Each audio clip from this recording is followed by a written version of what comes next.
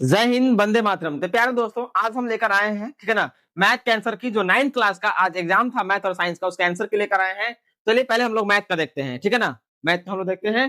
तो देखिए, पहला क्वेश्चन जो दिया हुआ था हम लोग को, क्या दिया हुआ था? निम्न में कौन अपरिमेय संख्या है? निम्न में कौन अपरिमेय संख्या है, ठीक है ना। तो निम्न में कौन अपरिमेय संख्या है? तो देखिए, ये जो है परिमेय संख्या है, क्योंकि इसका पूरा परिवर्गमूल निकल जाएगा। ये भी ए बटा के रूप में परिमेय संख्या है, इसका भी पूरा परिवर्गमूल निकलेगा, परिमेय संख्या है। इसका राइट आंसर होगा सी, ठीक है ना। नेक्स्ट हम लोग बात करते हैं, ठीक है। कहता है कि 0.12 का बार दिया हुआ है और कहता है कि बराबर है। तो देखिए, जितना जय पर बार रहता है उसमें नीचे 9 लिखते हैं और काट देंगे पीछे हटा करके, ठीक है ना। तो 3 से काटेंगे तो 3 चौका 12 हो जाएगा, 3 तिहाई तो कितना हो जाएगा? 4/33 हो जाएगा। बात समझ में आ गया? इसका आंसर यही हो जाएगा।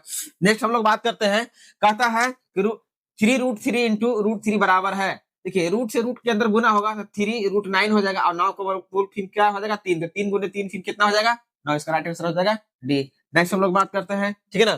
ठीक, कहता है कि 81 का पावर 3/4 का मान होगा। इसका अगर निकालना होगा हम लोग को, तो 81 को लिख सकते हैं 3 का पावर 4 कर सकते हैं और 3/4 करेंगे। 4 से 4 कैंसिल कर देंगे, 3 का पावर 3, ठीक है ना। इसका जो राइट आंसर हो जाएगा 27 हो जाएगा। बात समझ में आ गया? नेक्स्ट हम लोग बात करते हैं, ठीक है ना। कहता कि निम्न में कौन बहुपद है? कौन बहुपद है? बहुपद का मतलब होता है, ठीक है ना, कि चार का पावर जो है वो हमेशा पूर्ण संख्या होना चाहिए। क्या होना चाहिए? पूर्ण संख्या होना चाहिए। देखिए, इसको इसका पावर 1 है, ऊपर जाएंगे तो -1 हो जाएगा पावर, ये नहीं होगा। ये बटा के रूप में इसका पावर 4 का है, ये भी नहीं होगा, ठीक है ना। और यहाँ देखिए, यहाँ भी यहाँ भी 4 का मान जो है अंडर रूट में दिया हुआ, ये भी नहीं होगा। तो ये जो है इसका राइट आंसर हो जाएगा। बात समझ में आ गया? नेक्स्ट हम लोग बात करते हैं, कहता कि x बराबर 0 के लिए बहुपद, ठीक है ना, जो दिया हुआ है का मान होगा, ठीक है। x बराबर 0 के लिए अगर आप x का मान 0 रखते हैं यहाँ पर तो -1 हो जाएगा। क्या हो जाएगा? यहाँ पर -1 हो जाएगा और यहाँ +1 हो जाएगा। अगर गुना करते हैं -1 +1 तो आपका -1 आ जाएगा, इसका राइट आंसर। बात समझ में आ गया? नेक्स्ट हम लोग बात करते हैं, ठीक है ना।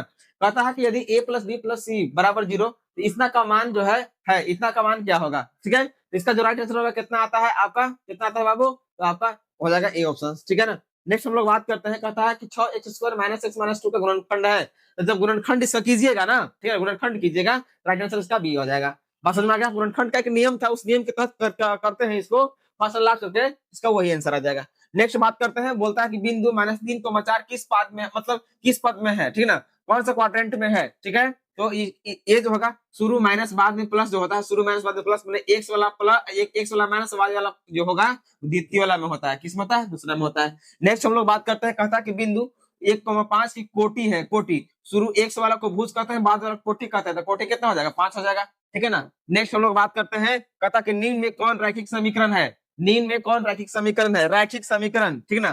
तो रैखिक समीकरण देखिए, जिसका पावर 1 होगा ना, जिसका पावर 1 होगा उसको हम रैखिक बोलेंगे, ठीक है ना। जिसका पावर 1 होगा उसको रैखिक बोलेंगे, ठीक है। तो यहाँ जो है इसको अगर गुना करके इसको इसको इसमें गुना करके अगर काट दिया जाए तो पावर 1 वाला बच जाएगा। इसका राइट आंसर ये हो जाएगा। इसमें पावर 2 है, द्विघात हो गया। इसमें भी पावर 2 है, द्विघात हो जाएगा। बात समझ में आ गया? तो नेक्स्ट इसका हो जाएगा।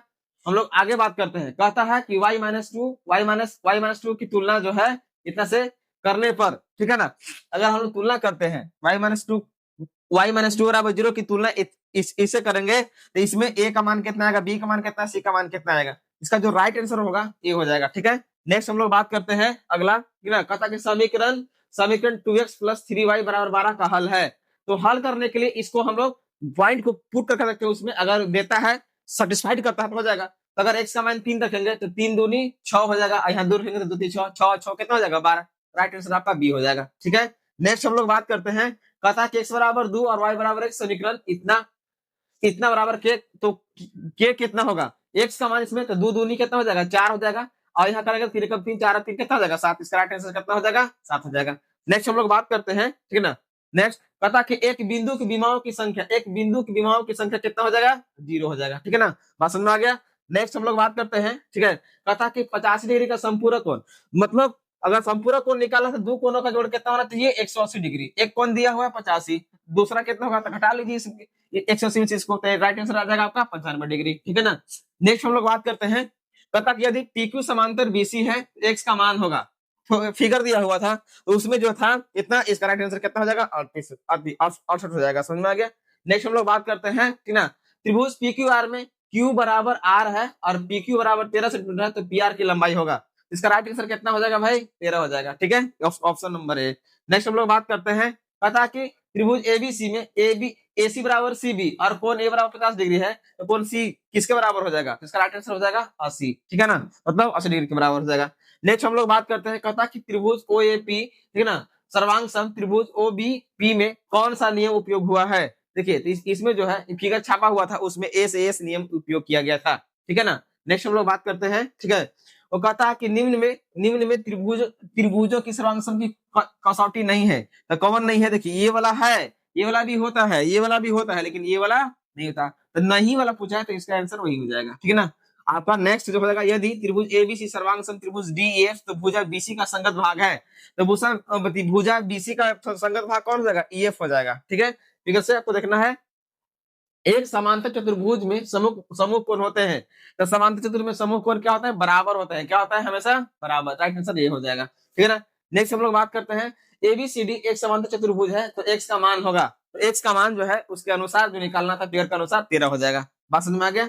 नेक्स्ट हम लोग बात करते हैं, ठीक है ना, कहता कि यदि D बराबर जो 25 cm है, तो BC की लंबाई होगी, तो फिगर से इसको निकाल लेना था, तो कितना हो जाएगा इसका राइट आंसर? आपका 50 हो जाएगा। नेक्स्ट हम लोग बात करते हैं, पता कि जीवा 30 सेंटीमीटर और केंद्र से दूरी 8 सेंटीमीटर है, त्रिज्या होगी, इसका राइट आंसर कितना हो जाएगा? 17 हो जाएगा, ठीक है।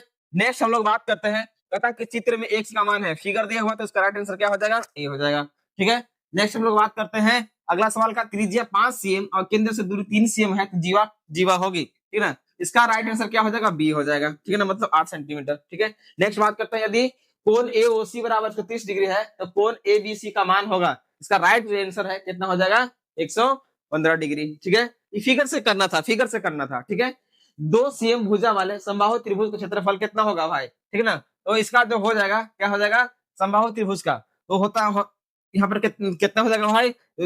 √3 cm स्क्वायर, क्यों? क्योंकि समबाहु त्रिभुज क्षेत्रफल कितना होता है? √3/4 भुजा स्क्वायर, ठीक है ना। तो वहां से रख के अगर काटेंगे हम लोग, तो 2 4 4 4 कटेगा, आंसर आ जाएगा इसका, ठीक है। नेक्स्ट हम लोग बात करते हैं, 5 cm 12 cm 13 cm भुजा त्रिभुज का क्षेत्रफल होगा, ठीक है ना, तो इसका कितना हो जाएगा भाई? ठीक है ना, तो 1/2 आधार गुने ऊंचाई से इसको निकाल लेंगे, ठीक है ना। तो इसका आधार कितना हो जाएगा? इसका आधार जो हो जाएगा, ठीक है, देखिए दिया हुआ इतना, इसका हो जाएगा आपका 30 हो जाएगा। नेक्स्ट हम लोग बात करते हैं, कहता कि आर त्रिज्या वाले अर्धगोले का कुल क्षेत्रफल कितना होगा? तो आर त्रिज्या वाला और अर्धगोला का तो 3πr² इसका फॉर्मूला हो जाएगा, ठीक है ना। नेक्स्ट हम लोग बात करते हैं, ठीक है, कहता कि शंकु, ठीक है ना, शंकु जो है वो व्यास 14 cm और तिरछी ऊंचाई 10 cm है, तो वक्र पृष्ठ क्षेत्रफल क्या है? इसका जो राइट आंसर हो जाएगा कितना हो जाएगा? बी हो जाएगा, ठीक है ना, 220। कहता कि यदि त्रिज्या जो है दुगनी हो जाए, तो आयतन कितना गुना हो जाएगा? इसका राइट आंसर हो जाएगा, ठीक है ना, कितना? 8 गुना हो जाएगा, कितना? 8 गुना। नेक्स्ट हम लोग बात करते हैं, कहता है त्रिज्या 6 cm से 12 cm होने पर पृष्ठीय क्षेत्रफलों का अनुपात कितना हो जाएगा? ठीक है, तो इसका राइट आंसर कितना हो जाएगा? 1:4 हो जाएगा, ठीक है।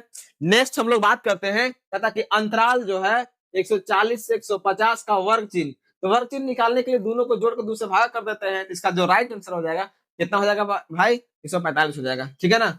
नेक्स्ट हम लोग बात करते हैं, कहता कि दंड आरेख मैंने बार ग्राफ में किसका महत्व होता है? दंडों की लंबाई की, कितना ऊपर तक गया हुआ है, ठीक है। नेक्स्ट हम लोग बात करते हैं ना, कहता है कि आयत चित्र, जिसको हम लोग बोलते हैं हिस्टोग्राम बोलते हैं, के लिए वर्ग अंतराल होना चाहिए, तो देखिए क्या होता है? ओवरलैप होना चाहिए, क्या होना चाहिए? ओवरलैप, अतिव्यापी सटा रहेगा, उसको हम लोग बोलते हैं, ठीक है ना। नेक्स्ट जो है इसका, नेक्स्ट हम लोग बात करते हैं, आयत चित्र में आयतों की चौड़ाई क्या दर्शाती है? तो वर्ग अंतराल क्या दर्शाता है? इसका वर्ग अंतराल, राइट आंसर हो जाएगा वर्ग अंतराल। नेक्स्ट हम लोग बात करते हैं, ठीक है ना, बारंबारता बहुभुज, ठीक है ना, फ्रीक्वेंसी पॉलीगॉन्स के लिए, ठीक है ना, क्या चीज है? तो आयतों के ऊपरी मध्य बिंदु, ठीक है ना, कि आयतों के निचले मध्य बिंदु के आयतों के आधार मध्य बिंदु की, इसका राइट जो आंसर हो जाएगा आयतों के ऊपरी मध्य बिंदु। इस प्रकार से हम लोग देख लिए कि मैथ का 40 का 40, ठीक है ना, तो इसका सही क्या होगा, ठीक है। नेक्स्ट वीडियो जो कि साइंस का मल्टीपल चॉइस क्वेश्चन है, उसके लिए बने रहिए।